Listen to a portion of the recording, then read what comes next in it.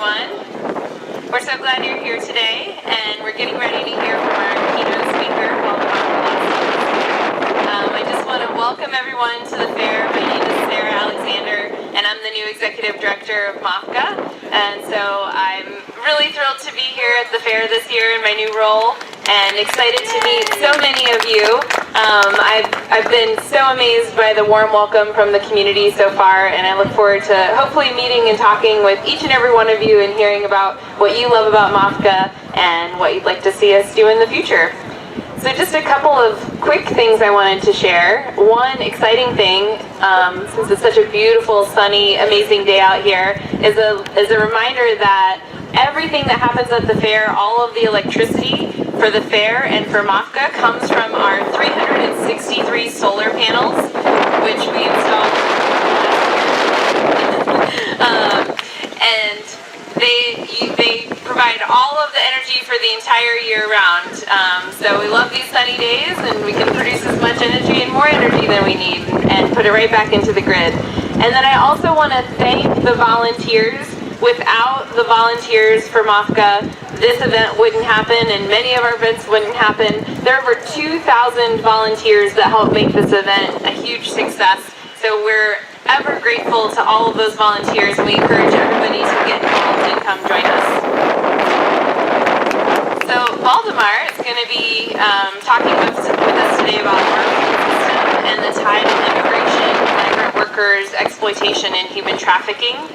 Baldemar Velasquez grew up in a migrant farm worker family based in the Rio Grande Valley of Texas, and every year his family migrated to the Midwest and other regions to work in the fields, planting, weeding, and harvesting such crops as pickling cucumbers, tomatoes, sugar beets, and berries. They traveled in trucks and old cars and often lived in barns and converted chicken coops. And the family eventually settled in Ohio, and Velasquez worked in the fields seasonally through his high school years to help support the family. In 1969, he became the first member of his family to graduate from college, earning a bachelor's degree in sociology from Bluffton College. He was incensed by the injustices suffered by his family and other farm workers, so Velasquez founded the Farm Labor Organizing Committee in 1967. And under his leadership, FLOC has set international precedents in labor history, including being the first union to negotiate multi-party collective bargaining agreements and the first to represent H-2A international guest workers under a labor agreement. Velasquez is internationally recognized as a leader in the farm worker and immigrant rights movement, and his commitment to justice and human dignity has led to recognition by many labor, government, academic, and progressive organizations, including a John D. and Catherine T. MacArthur Fellowship, a Development of People Award by the Campaign for Human Development of the U.S. Catholic Conference, an Aguila Azteca Award by the Government of Mexico, and several honorary doctorates from Bowling Green State University, Bluffton University, and the University of Toledo. And in 2009, Velasquez was elected to the AFL-CIO Executive Council. Please join me in providing a warm welcome for Baldemar Velasquez. Welcome.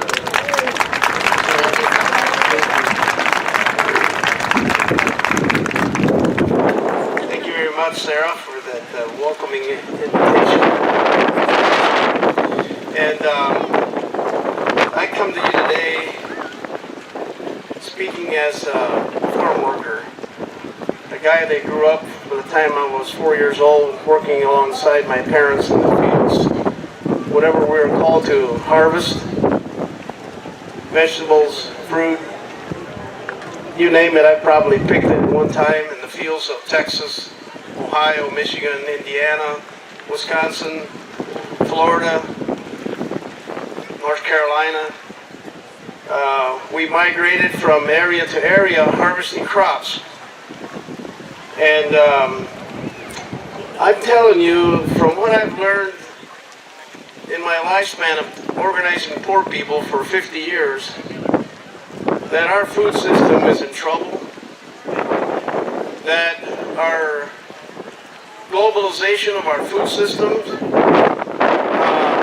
is driving inequality around the globe, including here in our country, as we still have a large problem with our agriculture, migrant workers, immigrant workers, are harvesting crops here in the United States. And for the last 5 years, I've traveled to visit our counterpart workers in other countries throughout the world. The members of FLOC harvest 32 different crops that are under a labor agreement in North Carolina, South Carolina, Virginia, Tennessee, and Ohio. And our counterparts in other parts of the world, we share 3 things in common. One is extreme poverty. That's why a lot of our children are working in the fields. I started working in the fields when I was 4, not because my parents believed in child labor, but because the alternative to that was not eating. We had to work. So poverty is accompanied by greed, because food systems here in this country and throughout the world are designed by human beings. Somebody's got to put the food on the shelves of our stores, and how they get there is driven by corporate design. And that corporate design marginalizes people at the bottom of the production chain. So the small farmers and the migrant workers are probably some of the biggest victims in our food supply systems. So it's not only poverty and greed, but connected to that, now get this, is militarism. Because if you look at what's happening throughout the world of any particular commodity that has a global supply chain, is driven by our trade agreements and our foreign policy. I tell people, if you're mad about Mexicans coming across our border, maybe the first thing we should think about is not displacing them in their own country by our trade agreements. Human beings got a right to stay home and produce the foods locally to feed their own families. You can't starve a corn farmer in southern Mexico and take over the corn market, because Mexican farmers can't compete with American corn farmers. The government will not protect it with tariffs, so they can't sell the excess of the corn they grow for their own consumption in the local market to buy the other things the family needs. In the first 3 years of the NAFTA agreement, the North American Free Trade Agreement, the Carnegie Endowment did a study indicating that we had displaced 3 million corn farmers. So what do you think those corn farmers and their families had to do to survive? They had to migrate, move somewhere to find jobs to feed their family. And so it becomes the push factor out of Mexico to go to areas where they can find work. And they come to the U.S. to do agricultural work any way they can. So they'll hire smugglers, coyotes as we call them, to bring them over the border. And many of them pay, I don't know what the cost is to get to Maine, but I know to Ohio they pay $6,000 to $7,000 to a smuggler to get them there. And they have to work to bring their other family members here. I know, because I know a lot of them. Many of them are members of our union. So what we do is that we enforce these trade agreements and our foreign policies to make it possible for investors to make their monies in those foreign countries, especially Mexico and Central America. So what's been our foreign policy? Is prop up governments that are conducive to our investments in those countries. When we negotiated the NAFTA deal with Mexico, they made the Mexican government modify their constitution and their laws, allowing North American investors to have majority ownership of businesses in Mexico. Before that, it was illegal. So what are the first things we do? American companies, especially our banks, take over all the Mexican banks right now are owned by North American banks. So they have a control over the interest that they charge those small producers, small farmers, and small shopkeepers in Mexico. And the first thing they did was take the interest rates, lids off the loans in Mexico. So we have a global problem, folks. What we need, what I'm seeing here, this is my first time in Maine, and I'm just stunned with what I see. And what we need to do is proliferate you all over the country and figure out a way to conform these global corporations to be run like people like you all here. So I'm telling you that we can't continue to do this kind of foreign policy, the kind of trade agreements that we have, and not have the social problems that we're facing today and the debates that we have today. The debate today on immigration, they're not even talking about the real issues of immigration, which is global economic inequity and the way we push people out of their homes for the benefit of some investor making a profit. That has got to stop. So, now for your own background reading, if you want to understand how this militarism is tied to our policies, read Philip Agee, Inside the Company, and the role the CIA played to overthrow Salvador Allende and instituted the dictator Pinochet in South America. Same thing about Diary of an Economic Hitman by John Perkins. Read those things. It'll show you how we progress the dominance of another country for the purpose of dominating their minerals, resources, land, and labor. We have to stop the proliferation of that inequity.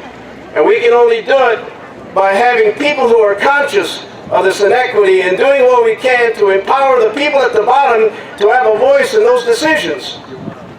So this is why I'm a labor organizer.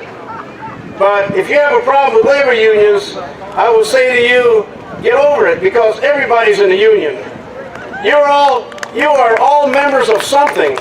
Yeah. You're all members of these cooperatives. You're all members of this organization here that puts on this fair. Why? For the purposes of confronting obstacles in your life to make life better for your family, your children, and their future. So you will have a union here. I remember debating this businessman in Ohio who had a hard time me recruiting high school kids who involved in our immigrant rights marches and our campaigns for the farm workers in Ohio. And I asked him, well, sir, you have a problem with my ministry. I need to talk to you. Let's practice a little Matthew 18 here, okay? If you got a problem, take it directly to your brother, okay? So I called him up and said, you got a problem with my ministry? I want to talk to you. He said, okay, meet me at my country club.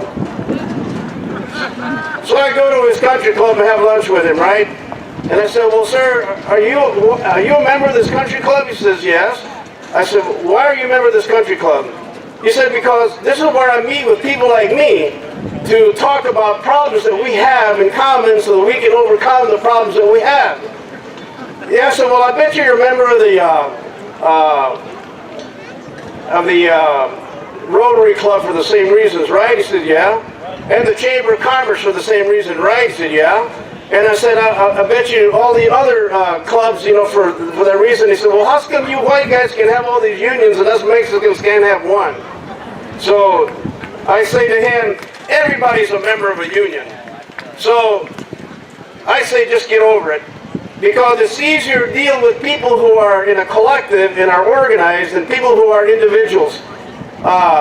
You can't overcome obstacles in your life. Well, maybe you can, but it's going to be easier if you do it with other folks. So I would say that if we do not do something to challenge these inequities by organizing people on the bottom to find their collective voice, this is what us farm workers need.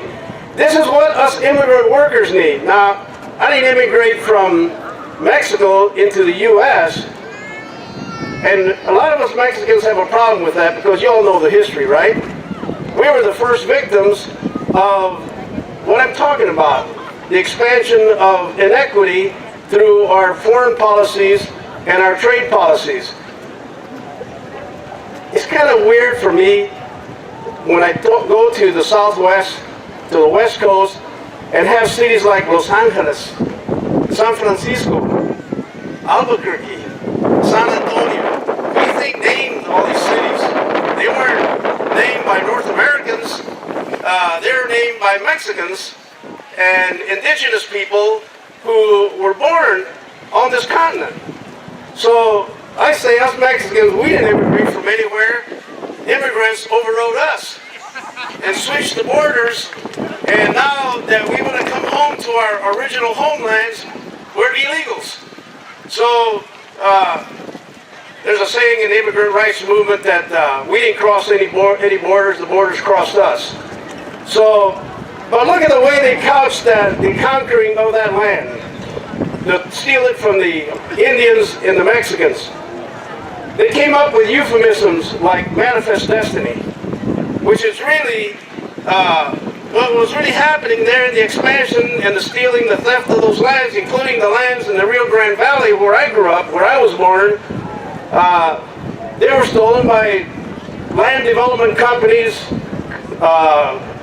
The McAllen Canal Company was one of the biggest thieves of land in South Texas going back at the turn of the last century, in the early 1900s. And the famous Texas Rangers, the Texas Rangers were really a vigilante group to protect the white investors in those development companies in South Texas, and they used it to run Mexicans off their land to steal their lands. I've done a study when I was in South Texas around the theft of those lands in the Rio Grande Valley. In a period of 10 years, the land titles to those lands changed from Hispanic surname to Anglo surnames in a short 10 years, and from 1900 to 1912. And they used the 1910 Mexican Revolution as an excuse to invade those lands, saying they were running bandits, Mexican bandits off those lands. So I'm telling you, they had a lot of sneaky ways to steal the lands. And it's all part of the history of this country, of how we use the military, how we use economic policies, economic development as an excuse to marginalize people on the bottom.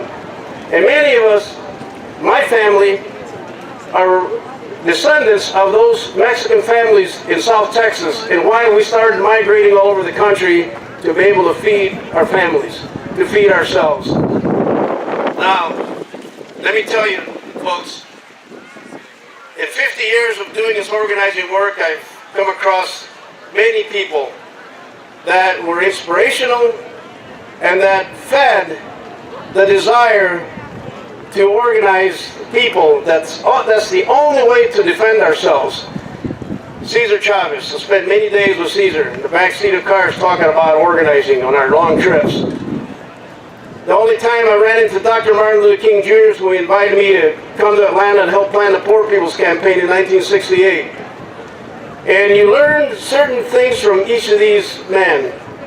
And the thing that they had in common, and I'll tell you, the first time I saw Cesar, the first time I saw Dr. King, the first time I saw Dr. King in that meeting in Atlanta, he walks into this room where there's 30 Latino and Indian leaders that he was going to talk with about the Poor People's Campaign. And so he comes in with Andy Young on one side and Ralph Abernathy on the other side. And what I saw in that column of black pastors that came in, I said, I want to be like those guys. When I saw Cesar Chavez, I said, I want to be like that guy there.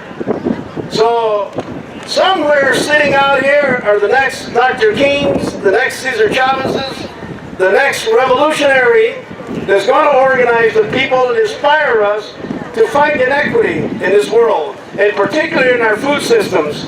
It's got to be you who are sitting out there. And don't say that it can't be me. Don't say that it can't be me.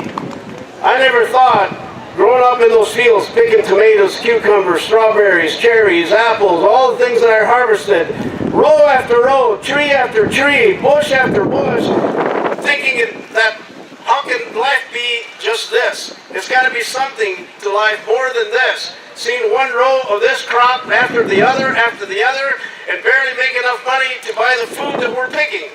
We didn't have the money to buy the berries and the oranges and the grapefruit that we were picking. We had to buy the cheapest food we could buy and to get by. So, but it's going to take sacrifice. a sacrifice of your being. Nothing good comes in change without somebody sacrificing, because the opposition is going to use everything they can to stop you and to undercut you. But Cesar Chavez had a great philosophy. I heard him say it once, and I've heard him say it twice. He said, look, us farm workers, we got nothing. But nothing becomes something very important. Because if you got nothing to lose. And the rich have money to lose. And they're going to put a lot of money into stopping you. And that's going to be against the time that we have, because time is the only thing we got. And there's a lot more time than there is money, and money's got to run out before time. So at some point, if you don't give up, they got to talk to you. And they got to make you go away. So listen, I'm an organizer. I'm not a famous leader. I'm an organizer, and I'm going to ask you to do something. All right. This may seem remote and distant. How can this contribute to change? But I'm asking you to do one simple thing. Our current campaign, we're trying to organize 150,000 farm workers in North Carolina. That's the migrant population. Most of them are undocumented. Some come with this guest worker H-2A visa. But they're all exploited equally. They're all terribly exploited. A lot of them indentured laborers. A lot of them smuggled here for the benefit of agricultural production in the North Carolina. The biggest crop that runs through agriculture in North Carolina is tobacco. But the workers that harvest tobacco harvest 32 different crops. Everything from sweet potatoes, cucumbers, strawberries, you name it, even Christmas trees in the winter, in the fall. And if we organize those tobacco workers, we will automatically organize the farm workers for all these other crops. So big tobacco becomes a big target because they're the wealthiest of the corporations that buy tobacco. And our job is to get tobacco to put more money into their supply chain, designated to get to the people on the bottom that don't get nothing. Now, how do we accomplish that? We did that in the 80s by taking on the Campbell Soup Company. Anybody ever heard about the Campbell Soup Company? All right. Okay. You remember their commercials with the two little chubby kids, the Campbell's kids? Well, we showed them who the real Campbell's kids were.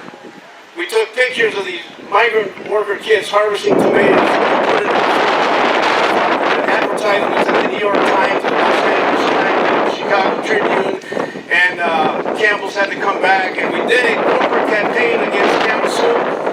We took on their banks, we took on their corporate profile, and we did a boycott of that product for 8 years.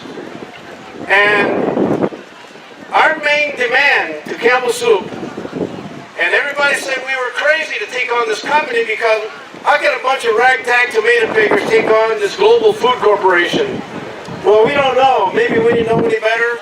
But we said, you know, we can't take this anymore. And we understood that the price that our farmers, where we were employed at, was set by the company. In other words, the company only pays you $32 a ton for tomatoes, and 2/3 of that is your labor, measly wages, and his profit margin is only maybe $60 an acre on a 50-acre or 60-acre contract. That's not much of a profit margin for that farmer. So we figured out that if we wanted to increase our wages as farm workers and get some benefits like health care, we had to go to the people that set those prices, and that's the Campbell Soup Company. Everybody said you were crazy. They said Campbell Soup will never negotiate a contract with a group of workers that are not their employees. Because isn't that the union model? Employer, employee, employer, employee. Campbell Soup told us the farmers are your employers. Go negotiate with the farmers. Yeah, right. But you set the price for him, so it limits what we can ask for anything. So this ain't fair. So we said we're going to boycott you until you negotiate a contract agreement with us. And you know what? In 1986, Campbell Soup did exactly what everybody said they'd never do. They signed the first supply chain collective bargaining agreement and labor history. We doubled the price per ton for the farmers. We increased our wages 80%, and we made the company buy a Blue Cross Blue Shield health insurance policy for all the tomato pickers.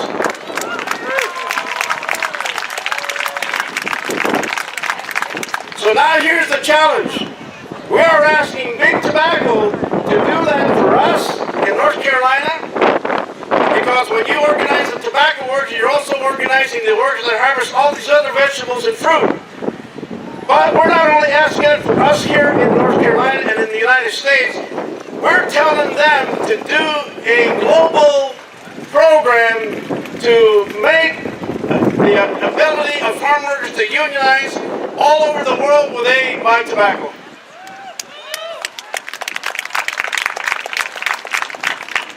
Two years ago, in October, I had the International Union Federation assemble all the tobacco growing sector unions in Africa, because that's our main competition in the United States. Mozambique, Zimbabwe, Uganda, Malawi, and South Africa are the tobacco producing nations in Africa that compete directly with us for the same companies. British American Tobacco owns Reynolds America. They buy other tobacco in North Carolina and Africa, and they pit us off against each other. And we say, we're going to allow that to happen no more. The supply chain agreement that we got, that we pioneered in Ohio, not only with Campbell Soup, but we got Heinz USA to do it, we got Dean Foods and Jane and Green Bay Foods to do it, and then in 2005 we got the Mount Olive Pickle Company based in North Carolina to do the same kind of supply chain labor agreement with their growers. Increase the prices of the growers, increase the wages of the workers. And now we want back companies to do that all over the world, because you know why?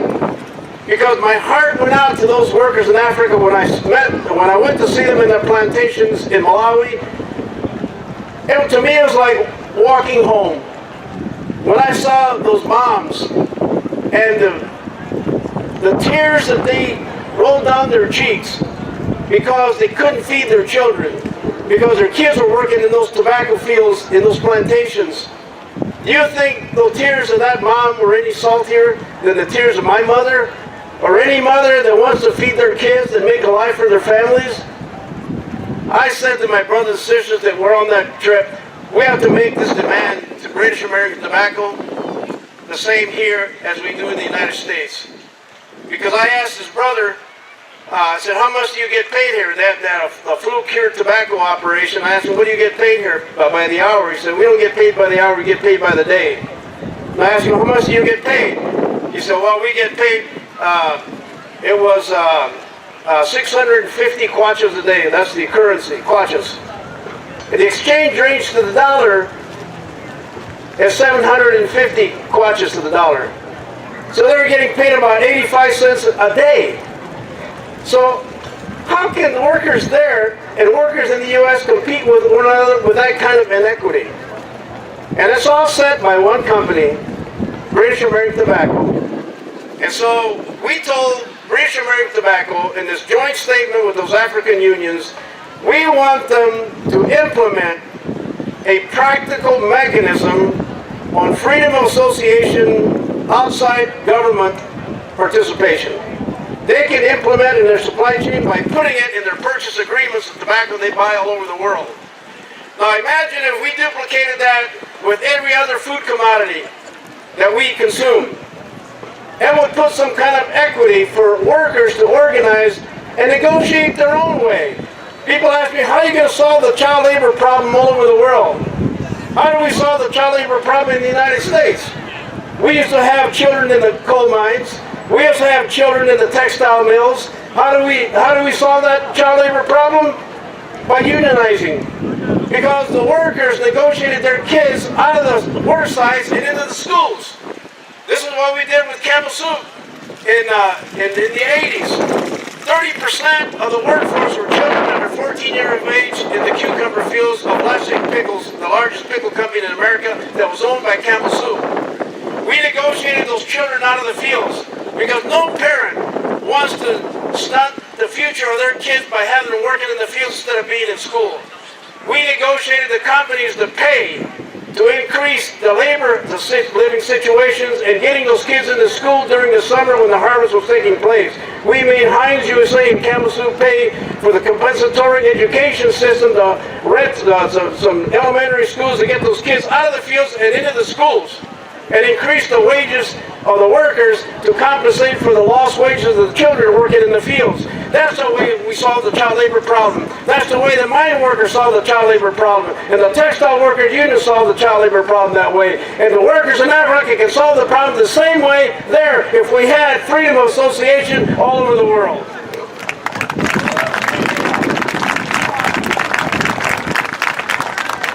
All right, now, this is the hard part. You can tell me, Baldemar, what did you have to do to make all this happen? To make this happen, you had to be all in, regardless of the cost. It's like that hillbilly song that says, when it comes to loving, you don't count the cost. You got to be all in, folks. You got to give up everything if you're going to be an organizer in this fight. Now, not everybody can do this, and I understand that, but everybody can play a role. You want to help us with this tobacco fight?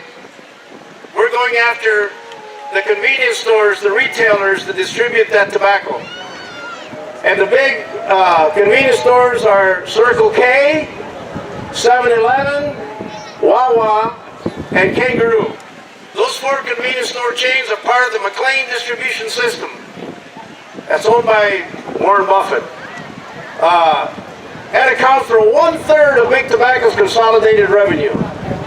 So we're asking you to go to your local 7-Eleven, your local Circle K, and tell the manager, you can go to our website and download a letter to delivery. Say, we want you to deliver this letter to your higher-ups in your corporate chain.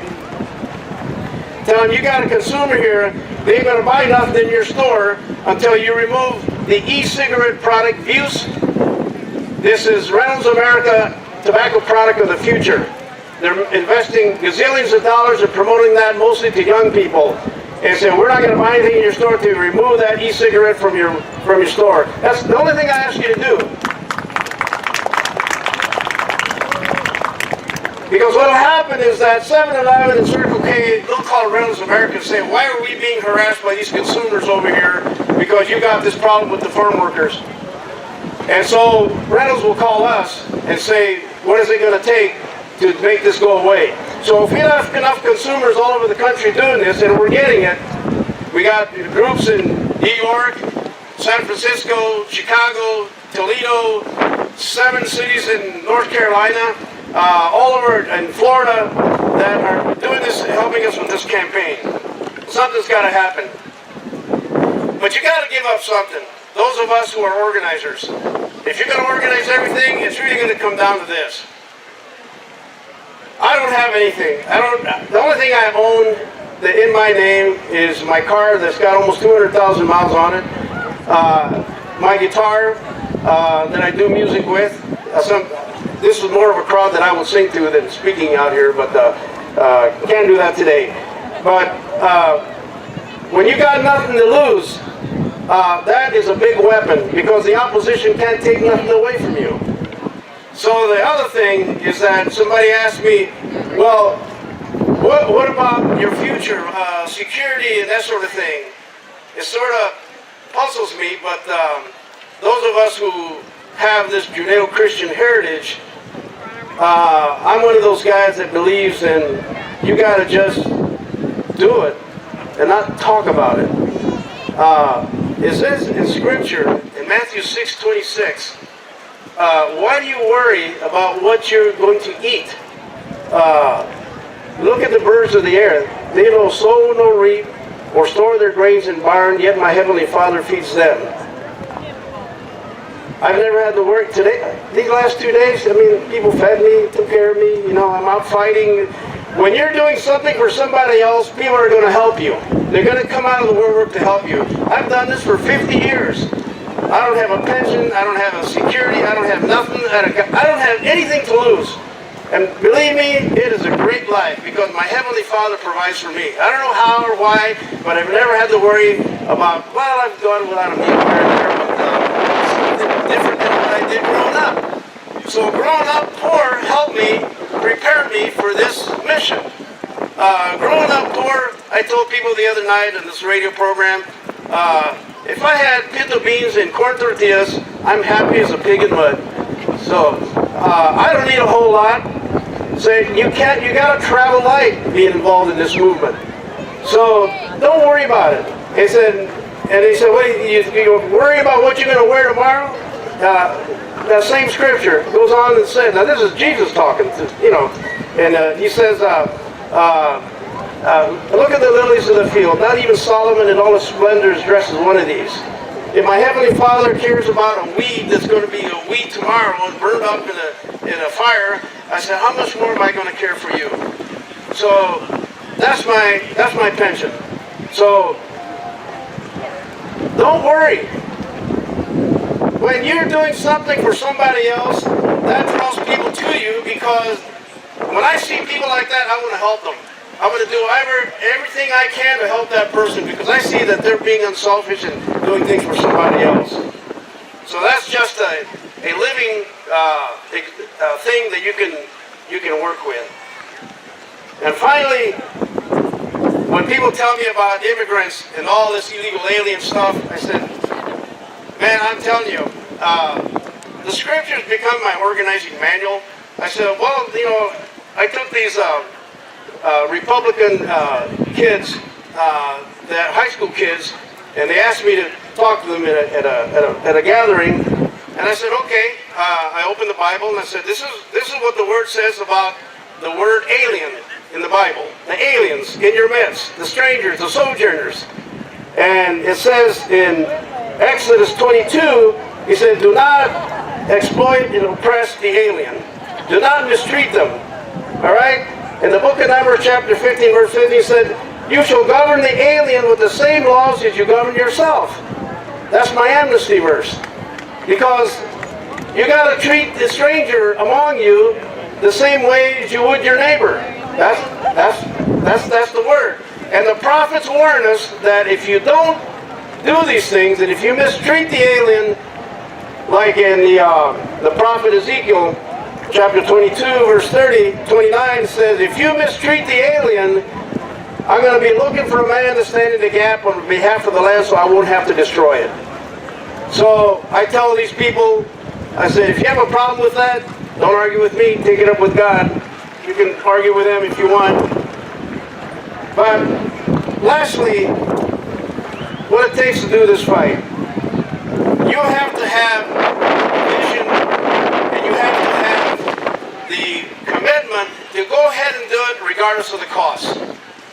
So I am grateful to do this work because it brings me into contact with people like Rob Shetterly, who hosted me this last couple days, to all the great people I met on this trip, because you have a heart for others and you're doing these kinds of things here because you've got to make life qualitative. You've got to make it better for other people. And if people would follow your example, the world would be a whole lot better.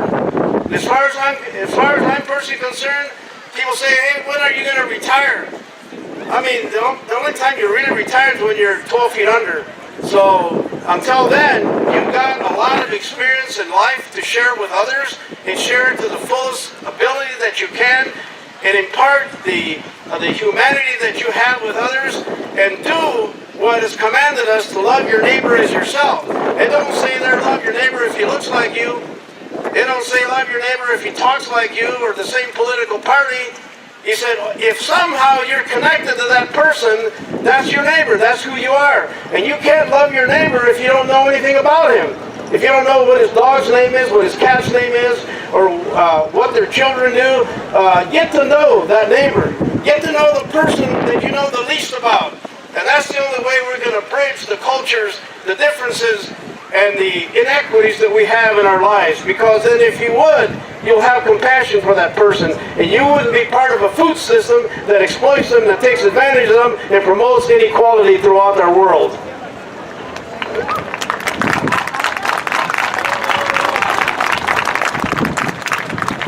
Finally, let me just say that it does warn us in Scripture that we don't fight against flesh and blood, but against powers and principalities. Greed is a principality. And it's it really takes control of people's lives. That we have to have the full armor on. And I say to people, I got my helmet of salvation on because everything wrong that ever went in my life, all that was taken up into the heavenlies in the war that's already won up there. All we need, all that God is waiting for is for pilgrims on this earth to make on earth what it is in heaven. And these battles of inequity are already won in the heavenlies. And all we need is pilgrims like you all to walk it out in this earth and live it and share it. Don't just talk about it. Don't go preaching in people's face about it. Just go live it and just go do it. And together we can make a better world. Thank you very much.